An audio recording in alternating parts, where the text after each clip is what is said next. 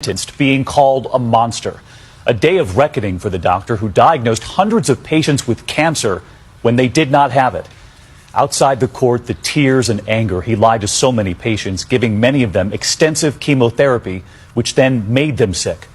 So many of those families today coming face to face with the doctor as he was sentenced to 45 years behind bars.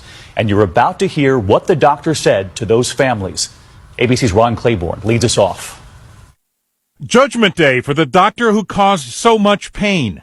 Victims of Dr. Farid Fatah outside the courtroom where he was sentenced, hand in hand, then defiant. 45 years for the lives that he took.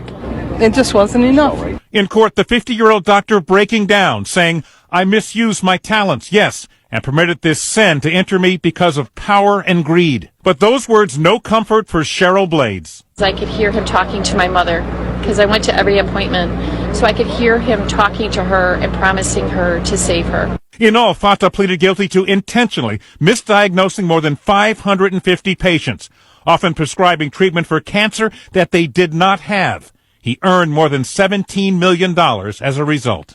Dr. Fatah pounced on every opportunity to use a patient's body as a profit center. One of the patients, 53-year-old Monica Flagg. Stressful. It was extremely emotional. In 2013, Dr. Fatah told her she had cancer.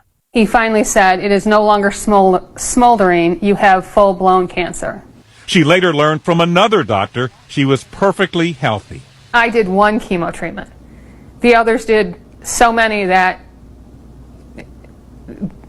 they're practically dead anyway. This is just awful. And the question so many had, wasn't there anyone else in the doctor's office looking at those charts, those tests to know these people were healthy? Well, David, eventually another doctor in the same clinic as Dr. Fatah and an office worker, a staff member, did have their suspicions and took them to federal law enforcement officials. They were the whistleblowers. And in the meantime, a second opinion, you told me, saved some people from the same fate. Right. Some of those people who were diagnosed with cancer went to other doctors. Of course, that diagnosis was not confirmed. They did not go back to Dr. Fatah. They're the lucky ones. Always get a second opinion. All right, Ron, thanks so much.